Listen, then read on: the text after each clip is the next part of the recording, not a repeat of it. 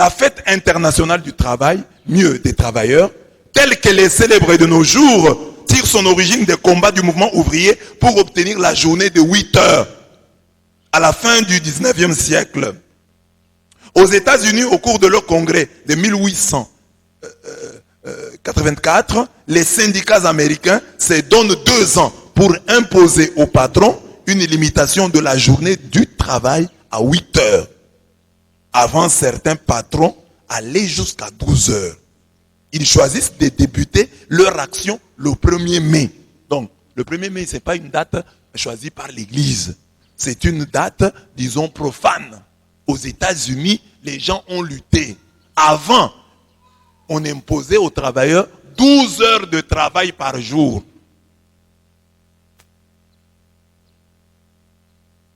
Alors maintenant, les gens ont commencé à réclamer, pas question. Donc vous allez au travail, vous allez à 6 heures, 12 heures, vous quittez à quelle heure? 12 heures, vous quittez à quelle heure? À 18 heures. C'était comme ça.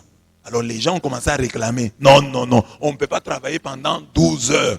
On peut au moins travailler pendant 8 heures. Alors c'était une lutte. Alors il y a des patrons qui exigeaient que les gens travaillent 12 heures. Alors aux États-Unis, les gens se sont battus pour que on ait 8 heures de travail. 8 heures de travail. 8 heures de travail. Alors, la grève générale du 1er mai 1886, impulsée par les anarchistes, est largement suivie. Ils sont 340 000 dans tout le pays. À Chicago, la grève se prolonge dans certaines entreprises. Et le 3 mai 1886, une manifestation fait 3 morts parmi les grévistes d'une société de la place. Le lendemain, une bombe explose devant les forces de l'ordre. Elle fait un mort dans les rangs de la police.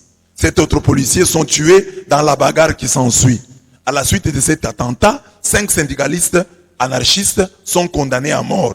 4 sont pendus le vendredi 11 novembre 1887. C'est ça qu'on appelle les Black Friday. Le vendredi noir. C'est un vendredi 11 novembre 1887.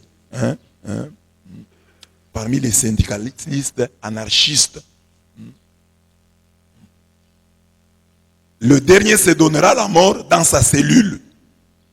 Comme on peut le constater, la fête des travailleurs est d'abord une fête civile.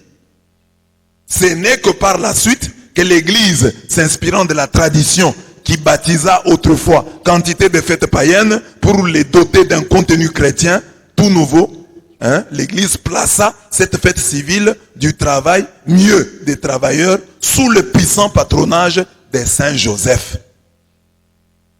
Donc au début, c'est une fête. Bon, les gens ont manifesté pour réclamer leurs droits. Le droit à 8 heures de travail et non 12. C'est aux États-Unis. Ils ont obtenu gain de cause. Alors ce jour est devenu la journée internationale du travail ou la journée internationale des travailleurs. C'est mieux de dire journée internationale des travailleurs que journée internationale du travail. Parce que ce sont les travailleurs qui ont réclamé la journée internationale des travailleurs. Ainsi qu'aujourd'hui nous fêtons Joseph le travailleur. Pas Joseph le travail, Joseph les travailleurs. Voilà. Voilà l'origine. Donc, fête civile qui devient une fête chrétienne ou une célébration chrétienne. Parce que ce n'est pas une fête, c'est juste un mémoire. Mémoire. Saint Joseph travailleur. Mémoire. Donc c'est une mémoire. Mais elle est elle est là, cette mémoire. Saint Joseph. Voilà. Alors en parlant du travailleur, voilà pourquoi mon thème est le décalogue du travailleur béni. Les 10 commandements du travailleur béni. Les 10 commandements, les décalogues. Premier commandement, la face de Dieu, tu chercheras. Souvent, nous cherchons la face, la volonté de Dieu, lorsque les choses tournent mal. Mais beaucoup de travailleurs d'aujourd'hui n'ont pas associé Dieu au choix de leur métier. Certains ont embrassé une carrière non par vocation ni conviction, mais faute de mieux. D'autres l'ont fait par imitation servile. Qu'est-ce qui t'a poussé à te faire médecin? Qu'est-ce qui t'a poussé à te faire avocat, à te faire enseignant? La volonté de Dieu? L'ambition personnelle? La concurrence? Ou les circonstances de la vie? La Bible nous dit, recommande ton sort à l'Éternel, mets en lui ta confiance et il agira. Psaume 37, 5. Le cheval est équipé pour le jour de la bataille, mais la délivrance vient de l'Éternel. Proverbe 21, 31. Recommande au Seigneur tes œuvres et tes projets réussiront. Proverbe 16, 3. Joseph, travailleur, est aussi l'homme à qui Dieu parlait à travers les songes. Il recevait des révélations. Alors aujourd'hui, en fêtant Saint Joseph, nous disons que tu ne peux pas commencer un travail, tu ne peux pas t'engager dans un métier sans au préalable chercher la face du Seigneur, sans au préalable chercher sa volonté. Il y en a, c'est déjà fait, le mal est déjà fait. Bon, priez pour que Dieu vous suive dans vos choix. Mais le mieux serait de demander à Dieu l'autorisation. Comme on parlait hier de David. David consultait Dieu. Le mieux est de consulter le Seigneur. De lui demander, Seigneur, je viens de terminer mes études secondaires. Je veux aller à l'université. Tu veux que je fasse quoi? Demandez à Dieu. Sinon, vous allez vous retrouver dans un métier que vous aimez et le métier ne vous aime pas. Parce qu'il faut que quand vous aimez un métier, quand vous aimez un travail, que ce travail vous aime aussi. Ah là, c'est votre appel, c'est votre vocation. Mais au préalable, cherchez la face de Dieu. Vous les jeunes qui m'écoutez, et même vous les adultes, qui avez déjà un travail, mais vous voulez parfois entreprendre des choses.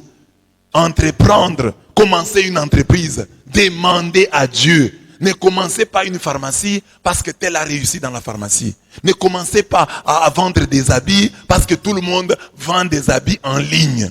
Demandez à Dieu. Est-ce que c'est cela? C'est là que tu m'attends?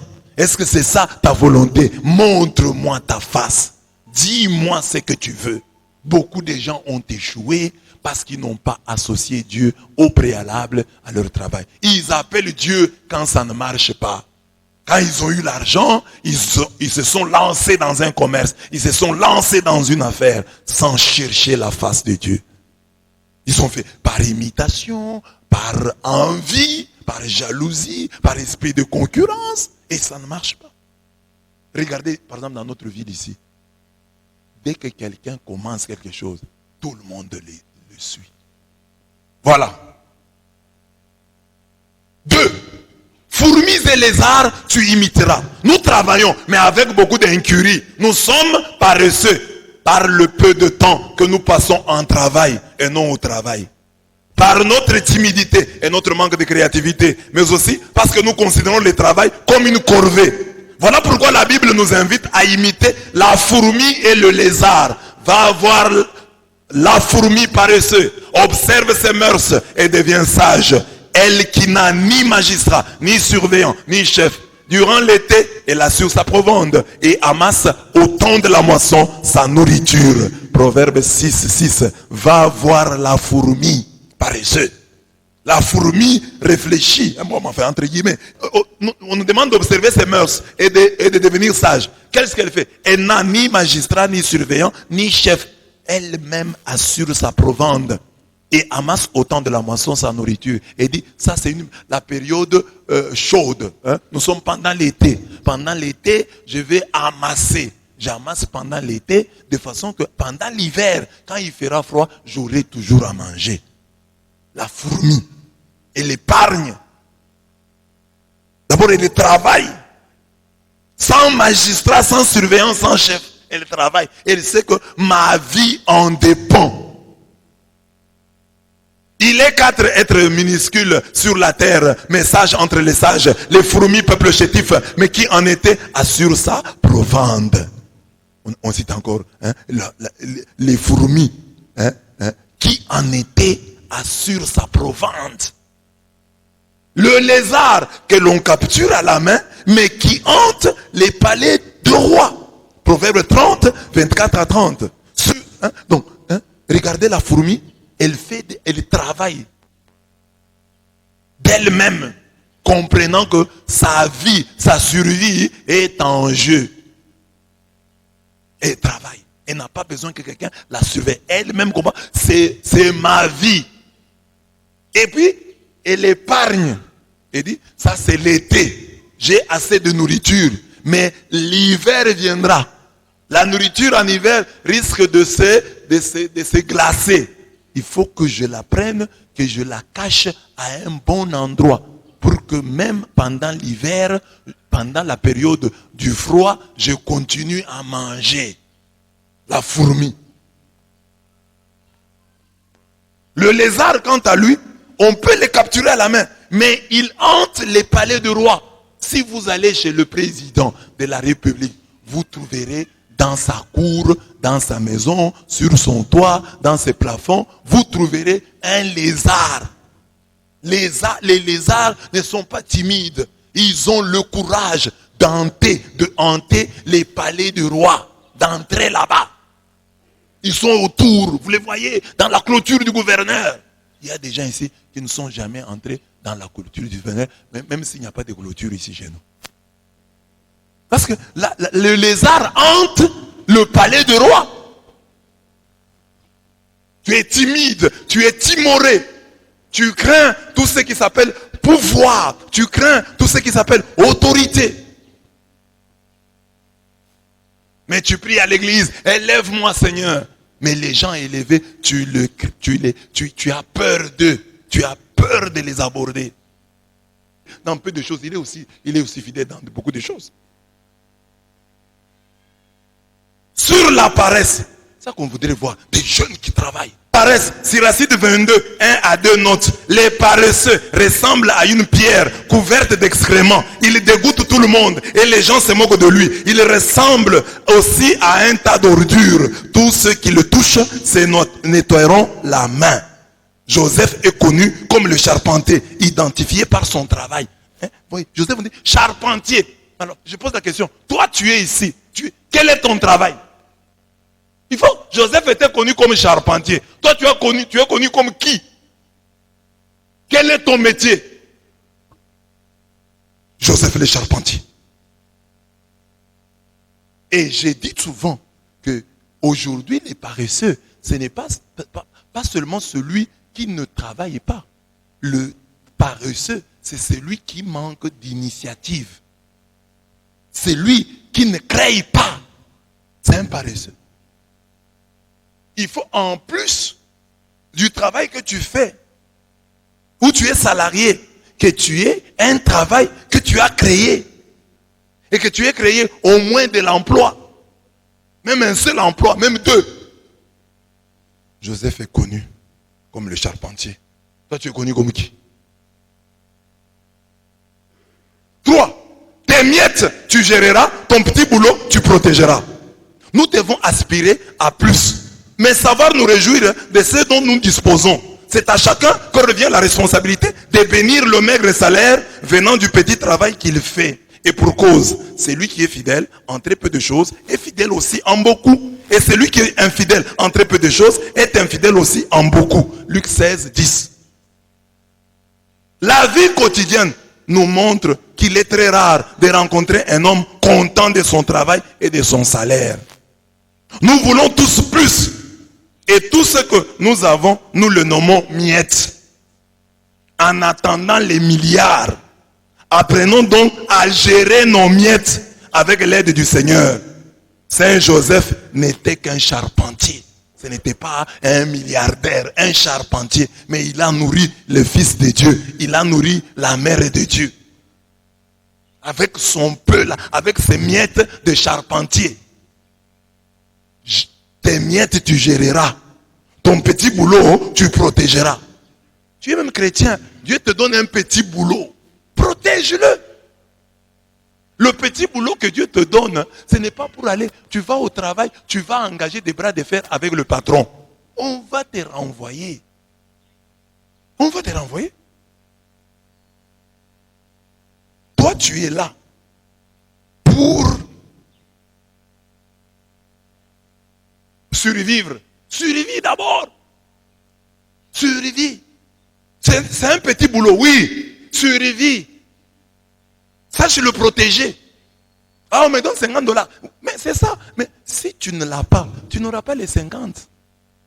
$50 c'est peu. Oui, c'est ce que tu as pour le moment. $100 c'est peu. Oui, c'est ce que tu as pour le moment. Protège ce petit boulot que tu as. Ne va pas créer de problèmes en volant, en créant des conflits inutiles avec les chefs, avec tes supérieurs.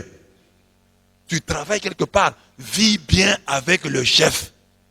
Ça ne veut pas dire que tu ne lui feras pas des remarques s'il y en a. Mais tu les feras toujours de manière polie, de manière réservée. Parce que tu dois protéger ton travail.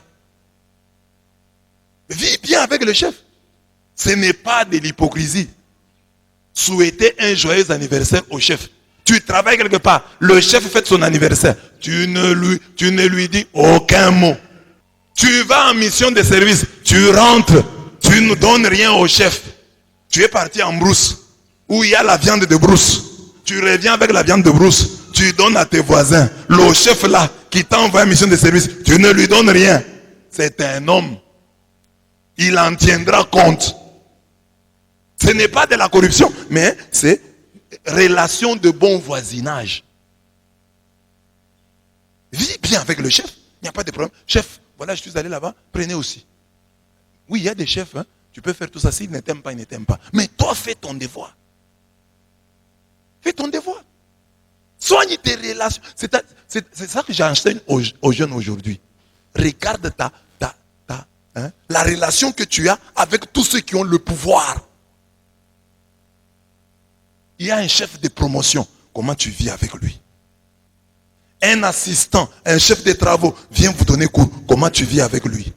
Tu as un enseignant. Comment tu vis avec lui? C'est une préparation à ta vie professionnelle.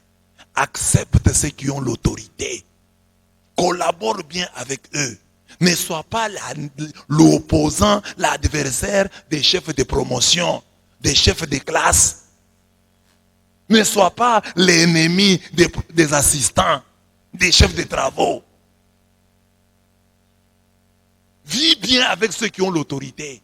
C'est un stage professionnel. Il n'y a pas de mal à faire un compliment au chef qui est bien habillé. Tout le monde dit là, ah chef, vous êtes bien habillé. Toi, tu t'étais. Comment tu vas avancer dans la vie? Comment tu vas avancer dans la vie? Tu viens au travail là, toujours visage renfrogné. Tu ne salues pas le chef. Les autres vont les saluer. Tu les appelles, sont des farceurs, des flatteurs. Moi, je garde ma personnalité. Mange la personnalité maintenant. Mange ta personnalité. La personnalité, bien définie, c'est la capacité de suivre le groupe quand il a raison et de lui fausser compagnie quand il a tort. Est-ce que le groupe ici a tort pour que tu lui fausses compagnie? Le groupe n'a pas tort, mais toi tu as tes problèmes avec les chefs. Il y a des enfants qui ont grandi avec des problèmes avec leurs parents. Ils n'acceptaient pas l'autorité parentale. Et ils grandissent avec ça. Ils l'amènent dans la société. Ils l'amènent à l'église. Ils l'amènent au travail, dans la vie professionnelle. Mais ça a commencé chez lui à la maison. Il n'a jamais accepté l'autorité parentale. Il ne comprend pas comment dans une famille peut avoir un parent. Il ne comprend pas. Comment lui peut être mon parent? Comment lui peut être mon chef? Il ne comprend pas ça. Alors, il ne va pas comprendre en classe. Mais des gens qui sont prêts à dire, oh, ça c'est mon père, ça c'est ma mère, ça c'est mon grand frère. Les familles où on appelle les grands frères, Yaya. Bonjour Yaya. Bonjour Yaya. Bonjour Toutou. Déjà un bon signe. Il y a des gens qui ont discuté. Hein? Ici, toi tu appelles Christelle Yaya. Christelle. Refus de l'autorité. Toutes les petites sœurs qui ont des difficultés à appeler leur grande sœur Yaya, vous avez des problèmes et vous en aurez sur le plan professionnel.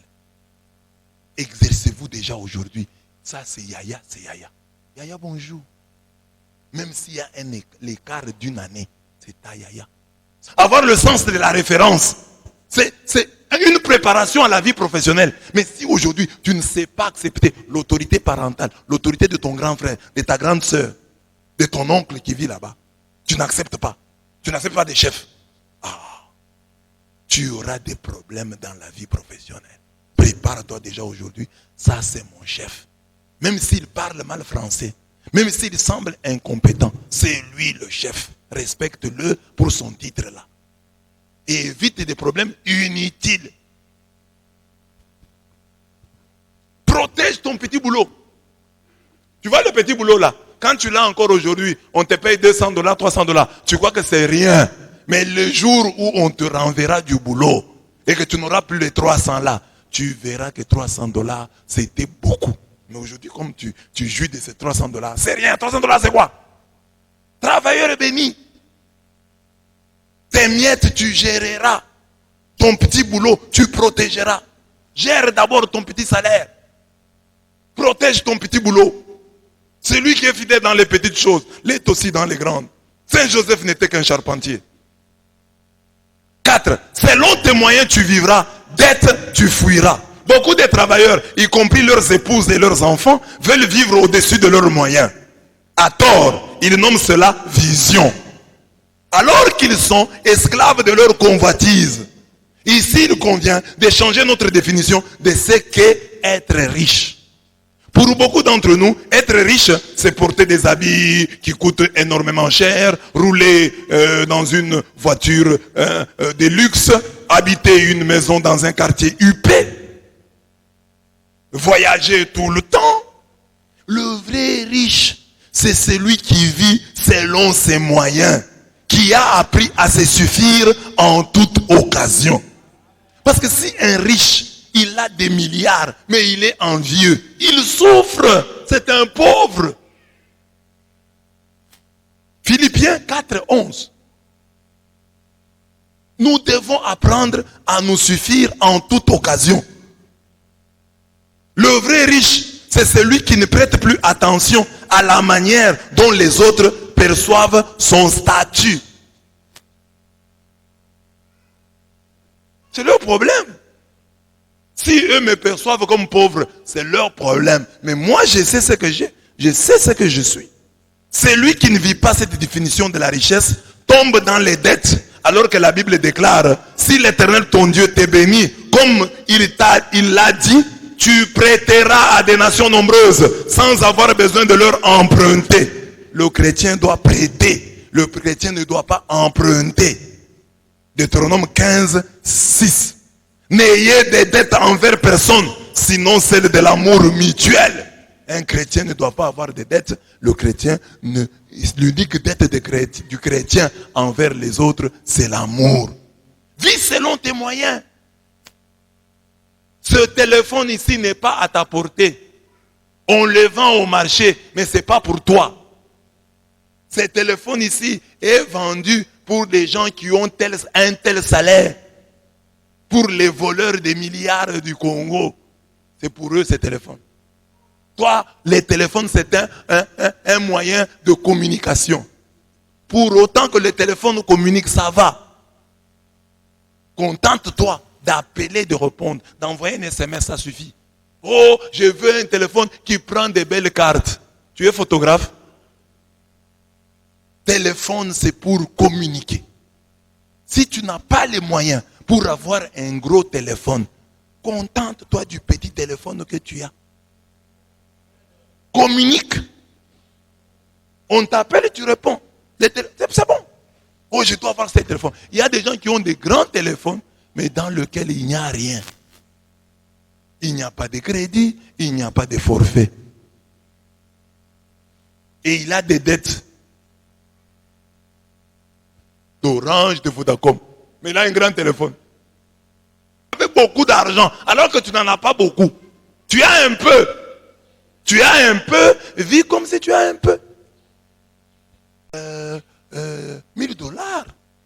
Mais avec $1000, vous ne faites rien. Pourquoi? Vous avez des dépenses inutiles. Selon tes moyens, tu vivras. selon tes moyens, tu vivras. Les gens qui ne vivent pas selon leurs moyens, ils sont endettés jusqu'au cou. Les cantiques du temps et du lieu, tu n'entonneras jamais. En matière de travail et bénédiction, nous entonnons souvent les chansons du temps et du lieu. Il n'y a pas de travail, la situation est compliquée, la crise est grave, rien ne marche. Ici, il y a le gouvernement n'est pas encore en place, tout est bloqué ces jours-ci. Ce sont les chansons du lieu et du temps. Puisque pour la parole, la vie et la mort sont au pouvoir de la langue, Proverbe 18, 21, je refuse de parler comme le reste des hommes. Moi qui ai reçu le pouvoir de lier et de délier. Ne parle pas comme le reste des hommes. Même si tu veux ne pas donner, ne pas te montrer généreux envers quelqu'un. Ne faut pas, oh la vie est dure, oh les choses sont compliquées. C'est ces histoires-là. Si la vie et la mort sont au pouvoir de la langue, ce que tu dis détermine aussi ce que tu es. Ne dis pas des choses parce que tout le monde les dit. Dans ce pays, malgré la crise, il y a des gens qui prospèrent. Tu peux faire partie de ce petit groupe-là. Prononce aussi des paroles positives. Ça va aller. Il y a des gens ici en Bujimaï qui mangent 3 fois par jour. C'est possible. Il y a des maisons, des familles, on mange et il y a des restes. On laisse la viande. On jette la viande. Il y a des familles. On jette la viande. Ici, quand toi tu as, oh non, la vie est compliquée, la vie est dure, la situation, la conjoncture économique actuelle, c'est très compliqué. Non. Avec Dieu, il y a moyen d'être l'exception qui infirme la règle. Qu'il en tombe 1000 à tes côtés et 10 000 à ta droite, toi tu restes hors d'atteinte. Proverbe 91, 7. Non, n'entonne pas les cantiques du lieu, les cantiques du moment. Oh, c'est difficile, n'est pas difficile. Avec Dieu, nous ferons des prouesses. Avec Dieu, nous ferons des prouesses. Des prouesses, ça fait quoi? Avec mes $50 ici, vous allez vous étonner. Et nous avons vu ça quand nous étions élèves. Nous pouvons nous retrouver à l'école là. Il y a des enseignants, autant d'enseignants. Bien aimés. Mais vous verrez, tous ils ont le même salaire. Mais vous verrez un qui est très sale, désordonné. Mais un autre, avec le même salaire, il est propre. Ça vient de quoi? Ça vient d'où? Donc il est possible, avec le même salaire. Ce n'est pas le salaire qui fait la bénédiction. C'est la bénédiction qui fait l'homme. Parce que la bénédiction, c'est quoi?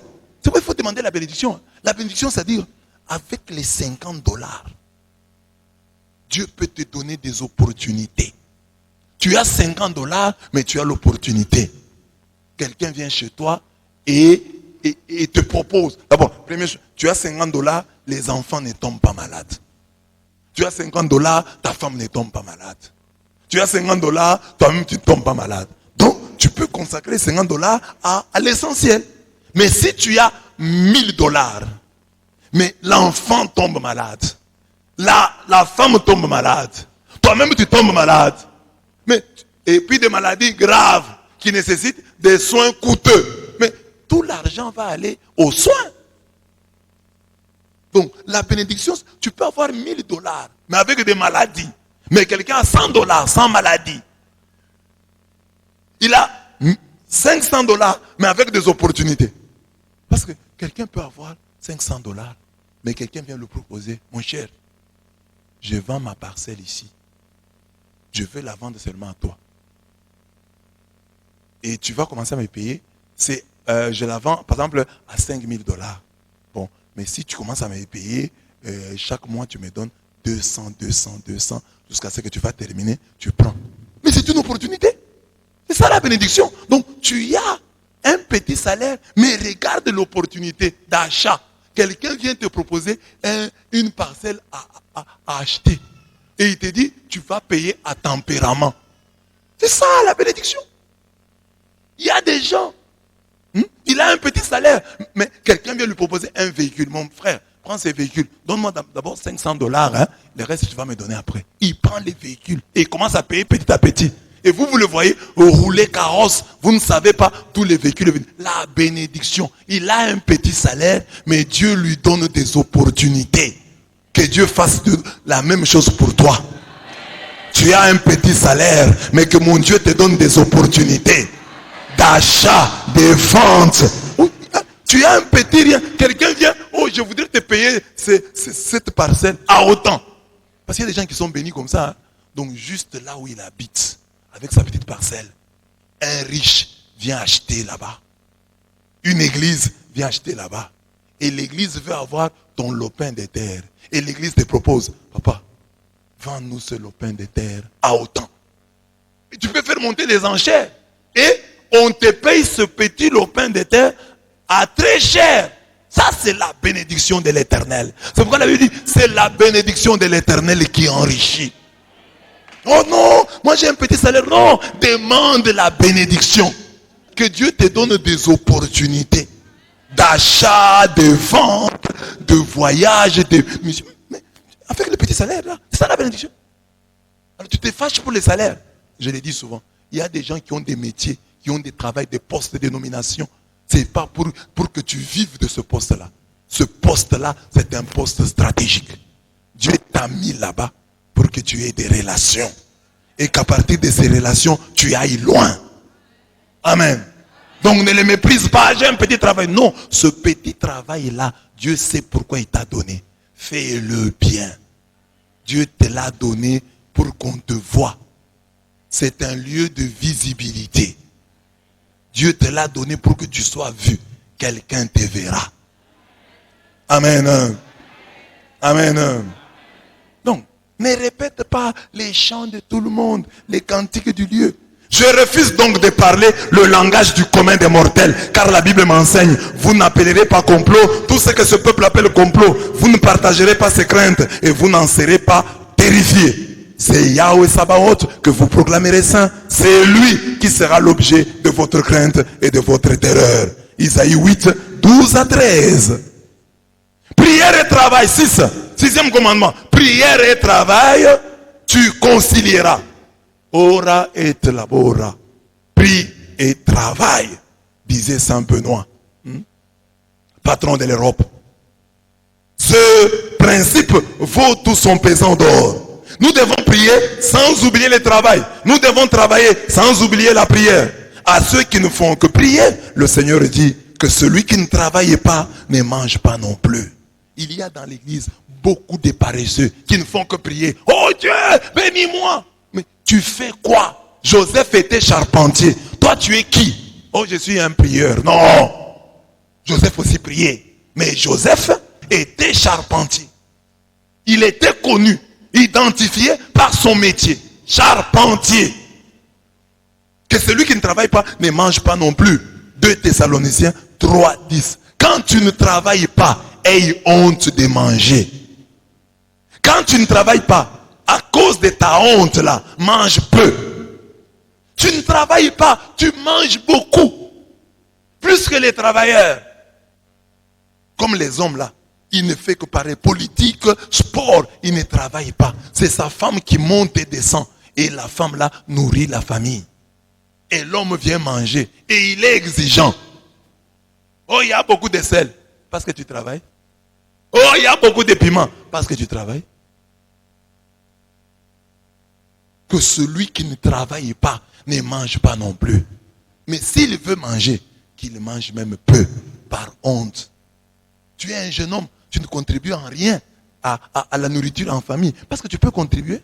Si toi, il y a de l'herbe dans la parcelle, tu coupes l'herbe, tu n'as pas un travail qui rapporte. Mais en coupant l'herbe, en nettoyant les installations, en faisant n'importe quel travail d'entretien de la parcelle familiale, tu épargnes tes parents de certaines dépenses.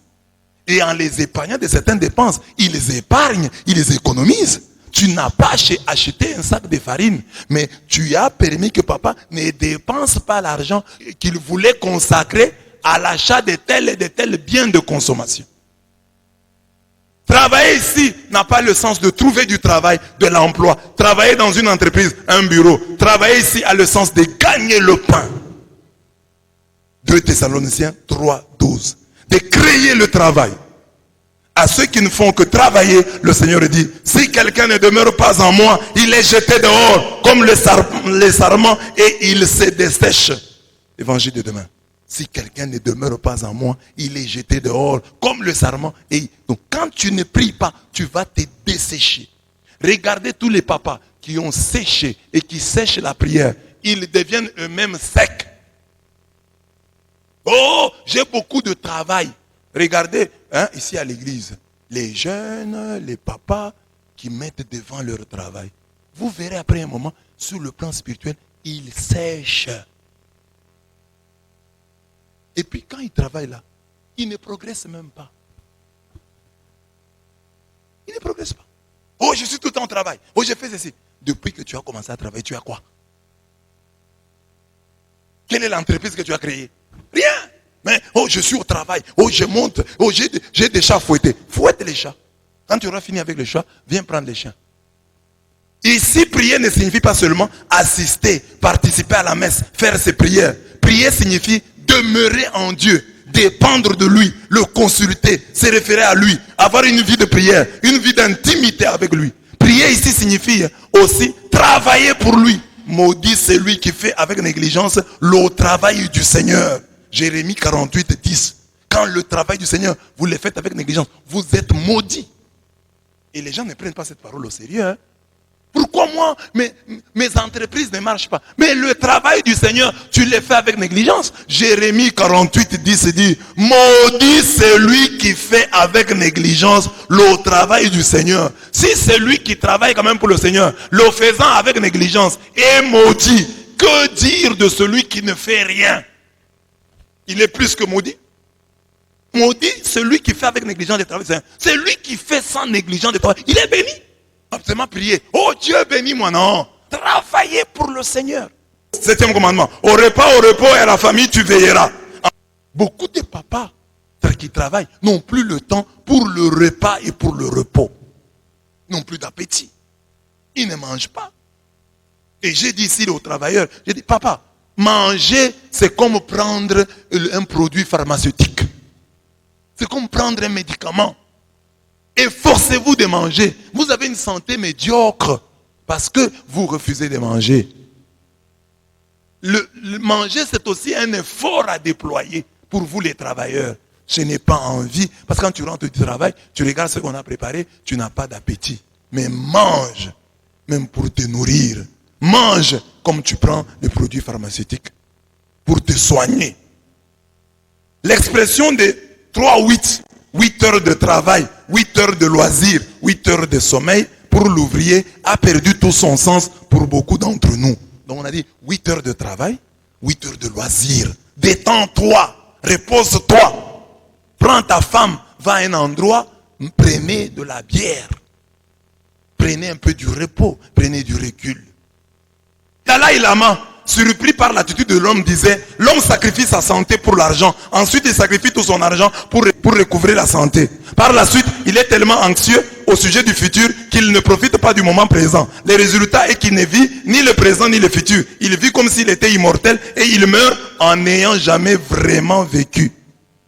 Dans la même veine, le discours de PDG de Coca-Cola peut nous instruire. Imaginez la vie comme un jeu dans lequel vous jonglez avec 5 balles. Ces balles représentent le travail, la famille, la santé, les amis et la vie spirituelle. Vous vous rendrez compte rapidement que le travail est comme une balle en caoutchouc. Si vous la laissez tomber, elle rebondira et vous reviendra. Mais les 4 autres balles, la famille, la santé, les amis et l'esprit, sont fragiles comme le cristal.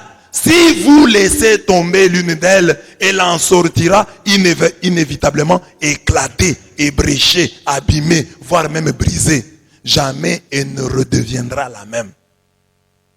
Le travail, c'est une boule de caoutchouc.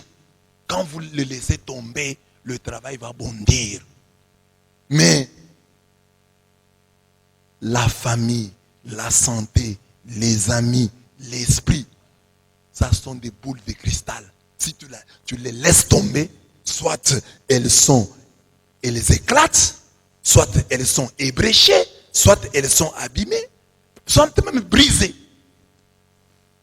jamais elles ne vous reviendront comme elles étaient. Mais le travail, qu'a tenu ça? Boule de caoutchouc. Il y a des gens qui ont perdu du travail, qui ont retrouvé. Tu perds le travail, tu trouves un autre. Il y a des gens comme ça. Mais tu perds la famille, tu vas trouver une autre. Tu perds ta femme, tu n'as pas le temps de parler à ta femme. Tu vas la perdre. La femme rentre, la femme est là, elle n'a pas de consolation auprès de toi. Tu ne lui parles pas, tu reviens toujours fatigué, tu es au salon devant le petit écran, prétendant regarder la télévision, les informations. Tu dors. D'abord, tu trouves la femme en train de regarder son film. Tu dis, mettons les informations, on met les informations et tu dors sans même les suivre. Quand on a les titres là, toi tu es endormi. Et puis tu restes au salon. La femme va seule en chambre. Et autour de 4 heures, tu la rejoins. Est-ce qu'à 4 heures là, quand tu la rejoins là, il y aura quelque chose? Non. Rien. Et ta femme est abandonnée à son triste sort. Dans son cœur déjà maintenant là, il y a déjà plus ou moins un autre homme ou d'autres hommes. Mais ce qui lui interdit de franchir le Rubicon, c'est seulement la coutume. Mais spirituellement, il est déjà parti. Parce qu'il y a des hommes là qui ne s'occupent pas de leurs femmes. Hein. Les femmes aiment les hommes disponibles. Les hommes qui ont du temps pour elles. Mais toi, tu as ta femme, tu n'as plus le temps. Tu as le temps pour le travail. Le travail, c'est une boule de caoutchouc. Elle tombe, elle te revient. Mais la femme, c'est une boule de cristal. Elle tombe, elle se brise. Veille sur ta femme. Veille sur ton mari, ton maman qui travaille. Maman commerçante aussi. Tu vas au travail, tu ne t'occupes plus de rien. Les habits de ton mari, tu n'arranges pas. Il s'habille comme il peut. Le mari, c'est la boule de cristal que tu as fait tomber. Elle est brisée. J'ai trop de travail. Je n'ai pas le temps pour ça. Très bien. Les enfants, mes mamans. Tu as abandonné les enfants. Tu n'as pas le temps de parler à tes enfants. Tu ne les écoutes pas. Tu ne les regardes pas. Il y a des parents qui s'étonnent un jour de constater que son enfant a une cicatrice à telle partie du corps. Un parent, une mère, un père qui ignore la cicatrice sur le corps de son fils, de sa fille. Qui s'étonne. Ah, viens un peu avec ton cou là. C'est quoi ça? Oh non, c'est une cicatrice. Ça fait combien de temps? Ça fait 5 ans. Parents. Amen. Amen. Donc, veille sur le repas et sur le repos. Veille sur le repas. Au repos et au repas et à la famille, tu veilleras. Veille sur ton mari. 8. Envers l'autre et le tout autre, tu te montreras généreux. Tu travailles, sache payer tes dîmes, sache payer tes prémices, sache payer toutes les offrandes que Dieu attend de toi. Tout travailleur doit savoir, avant toute chose, que les prémices, premiers fruits, premiers salaires reviennent à Dieu. Honore Yahweh de tes biens et des prémices de tout ton revenu. Alors tes greniers regorgeront de blé et tes cuves déborderont de vins nouveaux. Proverbe 3, 9 à 10. J'ai dans cette communauté des frères, un couple qui a une alliance avec Dieu. Normalement, moi, dans mon entendement, quand quelqu'un trouve le premier travail, c'est alors qu'il donne la dîme. Et les prémices, plutôt, il donne les prémices. Mais j'ai des gens ici à l'église qui donnent les prémices chaque fois qu'ils ont un nouveau travail. Le prémisse, c'est le premier salaire de la vie. Et ça m'émeut. Ça me touche. J'ai dit, comment les gens peuvent être généreux comme ça envers leur Dieu. Donc, ils ont déjà donné le premier salaire quand ils ont commencé à travailler. Maintenant, ce n'est pas le premier salaire. C'est le premier travail. Ils donnent les prémices à chaque fois qu'ils ont un nouvel emploi. Donc, les prémices, les jeunes, vous qui êtes là, premier salaire, les parents, vous qui êtes là, ça appartient à Dieu. Commencez par cette fondation-là. Dites à vos enfants, dites-leur, nous sommes vos parents. Premier salaire, tu donnes à Dieu. À nous, tu donneras le deuxième si tu veux. Mais d'abord, donne à Dieu. Parce qu'il y a des parents qui sont tellement païens que quand ils voient le salaire de l'enfant, ils deviennent envieux. Ils veulent à tout prix mettre la main dessus. Laisse le premier salaire de l'enfant. Tu n'as pas droit. Toi, tu n'es pas Dieu. Laisse-le à Dieu. Laisse l'enfant donner à Dieu. Et dis à ton enfant de donner à Dieu. C'est le péché originel de beaucoup de travailleurs. Que le jour où ils ont reçu leur premier salaire, ils l'ont bouffé. Et aujourd'hui, ils ont des complications. Qu'as-tu fait de ton premier salaire? Et le premier salaire, tu donnes à un homme. Hein? L'homme est mal intentionné. Imaginez aujourd'hui, tu trouves du travail. Tu es un jeune homme, tu trouves du travail aujourd'hui. Et le premier salaire, tu donnes à ton oncle. Et cet oncle-là, c'est un sorcier. Et tu lui donnes le premier salaire, 2000, 3000 dollars. Et tu n'as pas encore de femme. Ou tu viens de te marier. Mais chaque mois, il va commencer à calculer. Donc, comme il a reçu, donc ce mois ici, le petit là a 3000. Il va venir.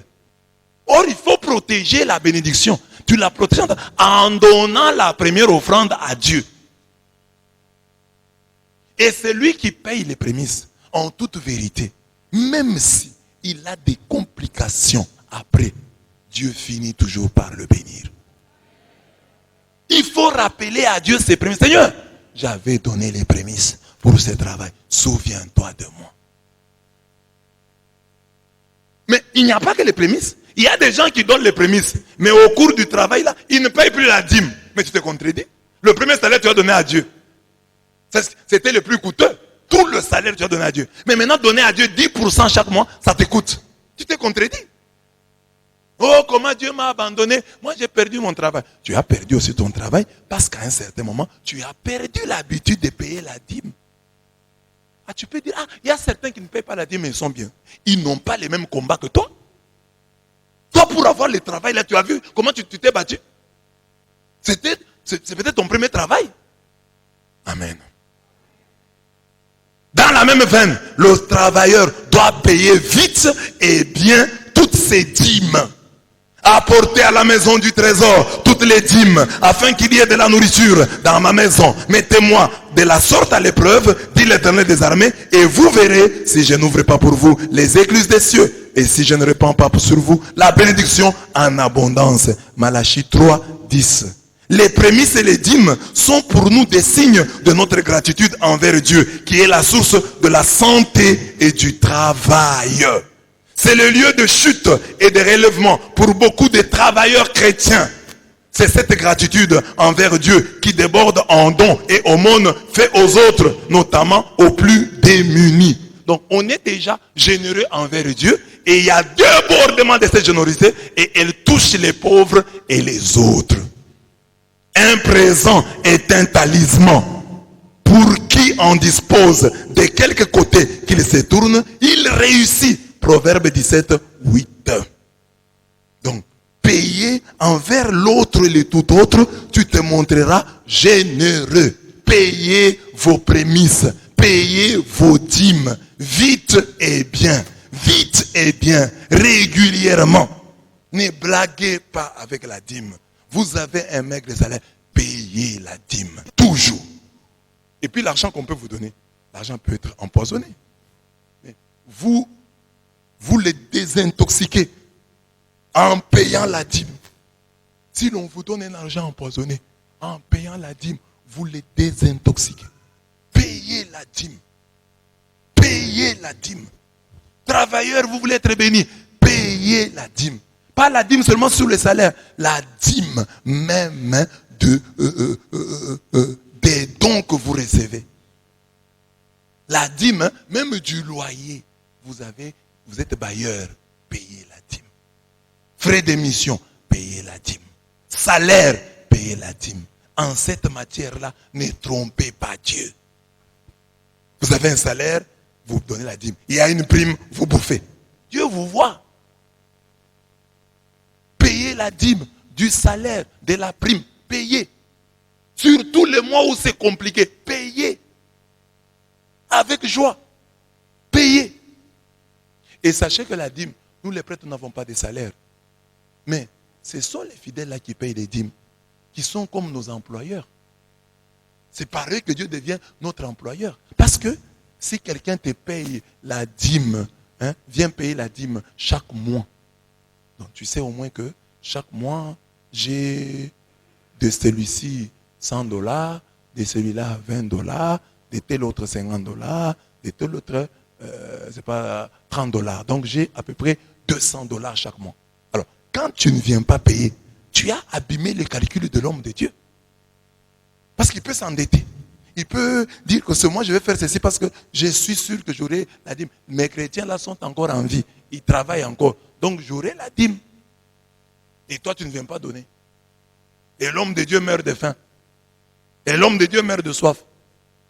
Comme moi ici, parfois, je suis sur Internet, là, je ne publie pas une vidéo. Et les gens me demandent, mais vous n'avez pas publié. Est-ce que vous avez pensé que je paye l'Internet? Je paye la connexion. Il faut avoir la connexion. Pour les téléphones, pour l'Internet à la maison, je dois payer la connexion.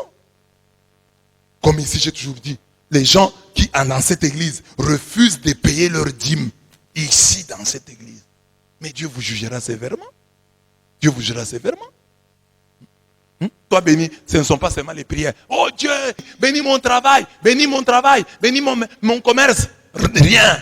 Dieu dit, pour être béni financièrement, sois généreux. Sois généreux. Je vous donne encore mon témoignage. Moi, je suis ici avec vous. Regardez. Malgré tout, parfois les gens ont pitié de moi. Mais vous faites trop de dépenses. Les gens qui me conseillent, mais vous dépensez trop.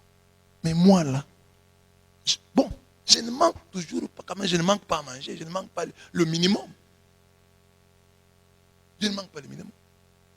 9. Avec l'argent malhonnête, tu te montreras sérieux. Le mot sérieux a un rapport avec notre attitude vis-à-vis du monde féminin, de la boisson et de certaines dépenses ostentatoires.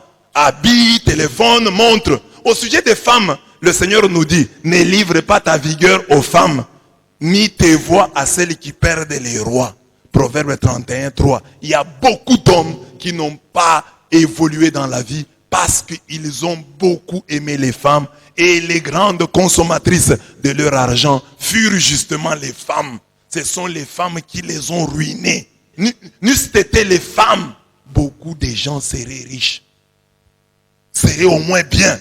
Mais leur argent est parti dans les femmes. Il y a des papas ici, il n'a rien. Avec la fille là, il ne sort pas. Mais prenons seulement l'exemple d'un papa ici, qui dit qu'il n'a rien. Une fille lui fait seulement une demande. Papa, est-ce que je peux avoir même $1000? Et non, 1000 francs.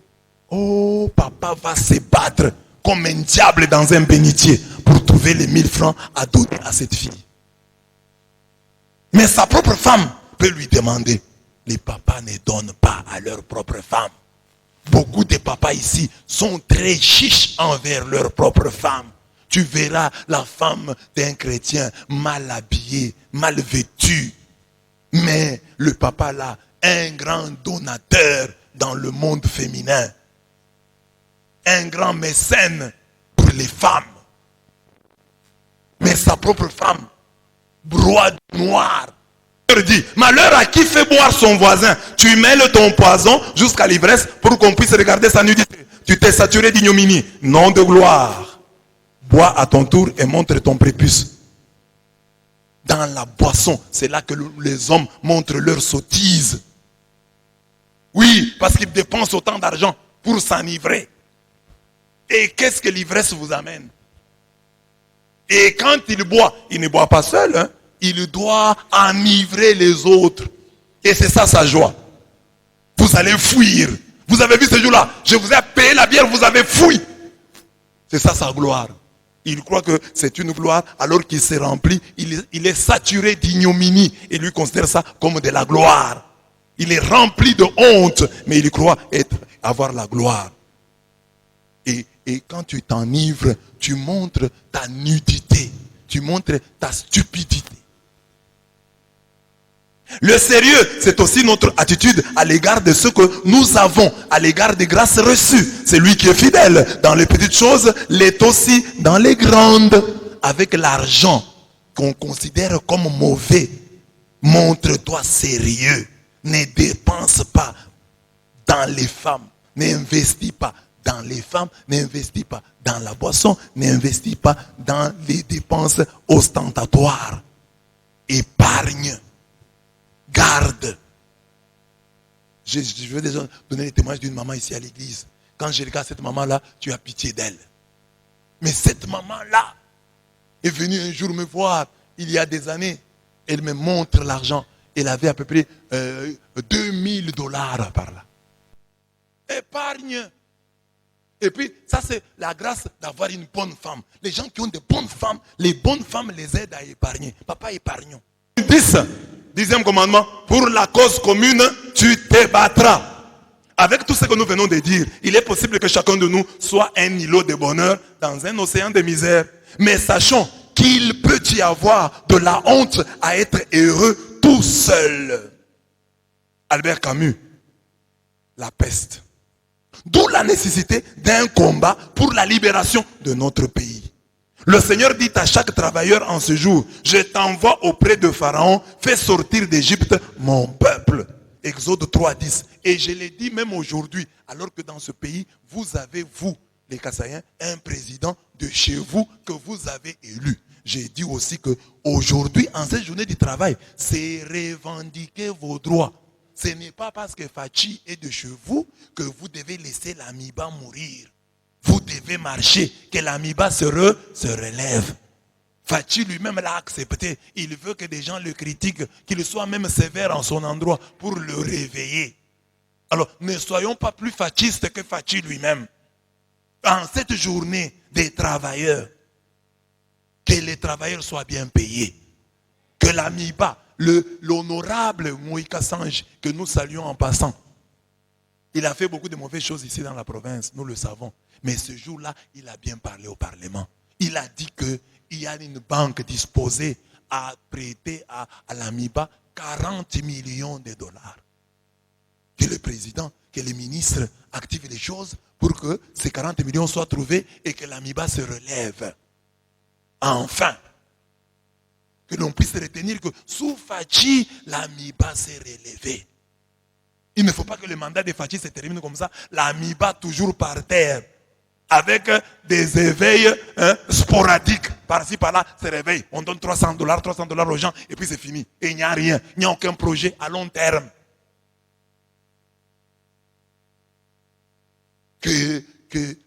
Et pour ça, il faut que les travailleurs de l'amiba fassent quelque chose. Mais les travailleurs de l'amiba sont comme endormis. Comme s'ils étaient heureux. L'amiba vous doit beaucoup d'argent. Il y a des papas, si l'amiba leur paie seulement leur argent, ils peuvent pour le reste de la vie rester seulement à la maison et bouffer leur argent. Il y en a. Mais vous ne réclamez pas. Dans l'entretemps, les années passent. Vous êtes en train de vieillir. Cet argent-là, vous l'aurez quand? Vous êtes là. On n'a jamais vu une manifestation de l'amiba. Même pour des choses qui sont le courant que nous avons ici. C'est le courant de l'amiba. Mais vous, l'amiba, vous passez dans les bodines ici. Vous ne trouvez pas du courant. Les agents de l'amiba ne réclament pas. Ils vivent dans les ténèbres. Ils manquent de l'eau. Mais ils sont calmes. Agents de l'amiba, qui vous a ensorcelé? Vous savez que dans l'entourage là du président, tout le monde vous laissera passer. Il y a des gens qui bloquent.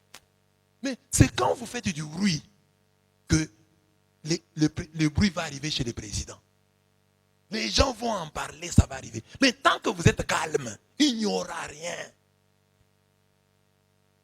Oh, Fachi va penser à nous de lui-même. Non! Réclamez vos droits. Fachi, comme il est président, son nom c'est Pharaon. Il est déjà devenu Pharaon. Ce n'est pas le Fachi que nous avons connu autrefois. Le Fachi président, c'est Pharaon. Et Pharaon, regardez les tours que Moïse a fait devant Pharaon. Laisse aller mon peuple. Laisse aller mon peuple. C'est en fin de compte que Pharaon a laissé aller le peuple. Fachi peut être animé de bonne foi. Mais c'est un homme. Il est limité. Il faut le réveiller. Moi, je me souviens comment nous avons eu notre premier poste téléviseur à la maison. Un jour, nous sommes allés voir des matchs Mazembe Bilima chez des voisins. On nous a chassés en versant sur nous de l'eau. Nous sommes rentrés à la maison. Nous avons pleuré. Nous avons parlé. Notre papa était là. Ce n'est pas qu'il manquait de moyens pour payer. Mais il était négligent. Il voyait que ce n'était pas une urgence. Mais ce jour-là, parce que nous avons parlé, nous avons un papa. Pourquoi est-ce que nous ne pouvons pas acheter un poste téléviseur? Le poste téléviseur coûte combien? Le jour suivant, papa nous a payé un poste téléviseur. Donc, c'est notre père. Il nous aimait bien, mais il était négligent. Parce que nous ne parlions pas. Mais le jour où nous avons parlé, les choses ont changé. J'étais moi vicaire dans une paroisse avec un curé qui ne me laissait pas tout. Hein. Il me suivait partout. Je n'avais rien. Je mourais parfois. Je dormais affamé certains jours. Mais moi, jeune prêtre, à peine ordonné, je ne voulais pas avoir un dossier, un casier judiciaire problématique au tout début de mon sacerdoce.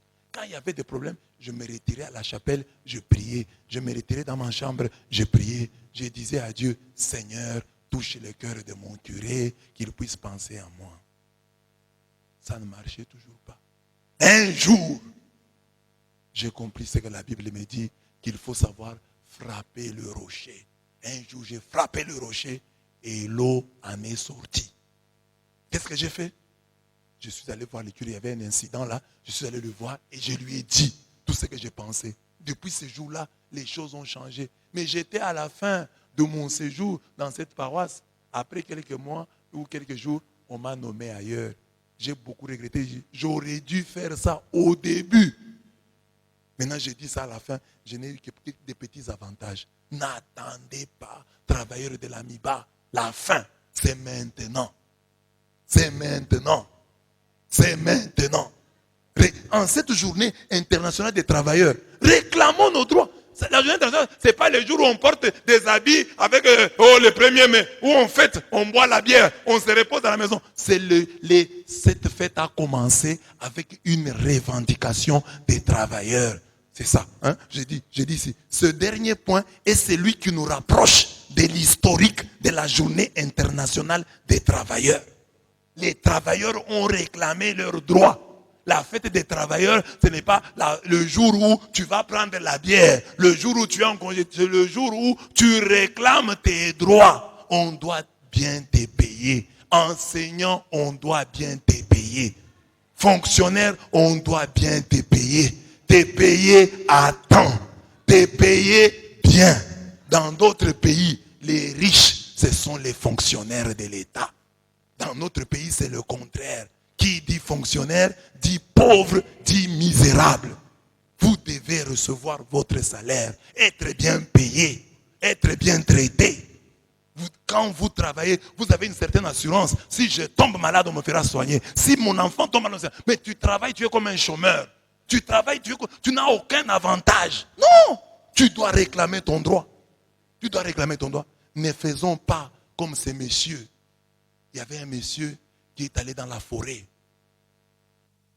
Il arrive dans la forêt, un lion lui apparaît.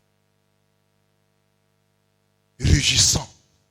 Les lions étaient prêts à les dévorer. Cet homme-là était un chrétien. Il fêtait comme toi et moi la journée internationale des travailleurs. Il fêtait comme toi et moi Saint-Joseph travailleur. Cet homme s'est mis à genoux et commença une prière. Il dit, Seigneur, Dieu de puissance et de paix, je te prie de donner à ces lions des sentiments humains afin qu'ils ne puissent pas me manger. C'est ça qu'il se disait, que si les lions ont des sentiments humains, il ne va pas me manger. Dieu exauça sa prière. Donne-moi, il prie, Seigneur, donne à ces lions des sentiments humains.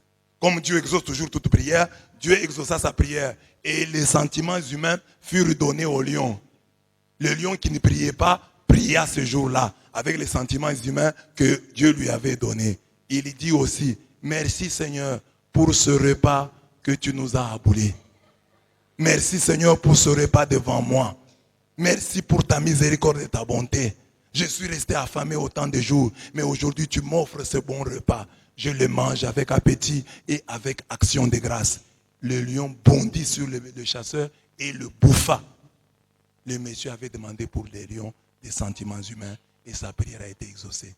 Devant les lions, on ne demande pas des sentiments humains. Quand tu es devant un lion, demande à Dieu la force pour pour affronter les lions. Comme David. Quand tu n'as pas la force pour affronter le lion, au moins la force, la vitesse pour fuir. Daniel était dans la fosse au lion. Toi, tu n'es pas dans la fosse au lion. Toi, tu es dans la brousse. Dans la fosse au lion, tu es bloqué. Tu vas fuir où? Mais toi, tu es dans la brousse. Il y a un chemin de ce côté. Il y a un autre. Il y a un arbre. Il y a autant de moyens. Trouve un moyen. Tu pries Dieu en courant. Seigneur, donne-moi de la vitesse. Et tu es en train de partir. Seigneur, donne-moi de la force. Et tu te bats contre le lion. Mais pas, tu te mets à genoux. Seigneur, donne à ces lions des sentiments humains. Dieu a exaucé ta prière. Le lion a eu des sentiments humains. Il a aussi rendu grâce à Dieu. Seigneur, merci pour ce repas que tu nous as aboulé.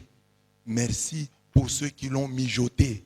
Faites qu'en le boustifayant, nous ne soyons pas xénophobes. Et il a bouffé les messieurs. C'est ça que nous faisons, nous les chrétiens d'aujourd'hui. Il y a un danger devant. Au lieu de nous battre, Seigneur, Dieu t'a donné l'intelligence, Dieu t'a donné la sagesse, Dieu t'a donné la force, Dieu t'a donné la vitesse. Utilise-le pour ton bonheur. Dieu t'a donné la terre, Dieu t'a donné un travail, Dieu t'a donné une voix. Tu peux marcher, tu peux parler, tu peux réclamer ton droit. Quelqu'un a ta dette, tu ne fais que prier. Va le voir, dis-lui, aujourd'hui je dors ici. Jusqu'à ce que tu me payes ma dette. Oh, toi tu pries, Seigneur, donne-lui des sentiments humains. C'est un lion. S'il a des sentiments humains, c'est juste pour prier et pour te manger après. Bats-toi. Bats-toi. Bats-toi. Même ici à l'église, les gens qui te doivent de l'argent, qu'ils te payent, qui ne profitent pas parce que tu es chrétien pour bouffer ton argent inutilement. Payez les dettes. Regarde ton voisin, c'est lui qui te doit de l'argent là. Dis-lui, paye mes dettes. Voilà mes bien-aimés, les 10 commandements du travailleur béni. Aujourd'hui, nous voulons que Dieu bénisse. C'est la journée de la sanctification du travail, de la bénédiction du travail. Que le Seigneur bénisse le travail de tout un chacun. Que ceux qui ont du travail, Dieu bénisse leur travail. Ceux qui n'en ont pas, Dieu leur en donne. Que ceux qui en ont, que Dieu améliore leurs conditions de travail. Que Dieu leur donne la promotion. Dieu leur donne l'élévation. Que les élèves, Dieu prépare déjà pour eux un avenir radieux sur le plan professionnel. Vous étudiez, c'est pour qu'un jour vous puissiez bien travailler. Vous étudiez, vous terminez, vous n'avez pas de travail. Que Dieu vous en donne. Médecin, brillez où vous travaillez. Avocat, brillez où vous travaillez. Infirmier, infirmière, brillez où vous travaillez. Enseignant, brillez là où vous êtes. Chauffeur, commerçant, brillez là où vous êtes. Femme au foyer, brillez là où vous êtes. Élève, brillez là où vous êtes. Que Dieu bénisse le travail de tout un chacun. Que Dieu bénisse tous les travailleurs. Amen. Amen. Nous nous mettons debout. Chacun tient en main son instrument de travail. Nous allons bénir. Consolide, Seigneur, l'ouvrage de nos mains. Consolide, Seigneur, l'ouvrage de nos mains. Rends fructueux, Seigneur, le travail de nos mains.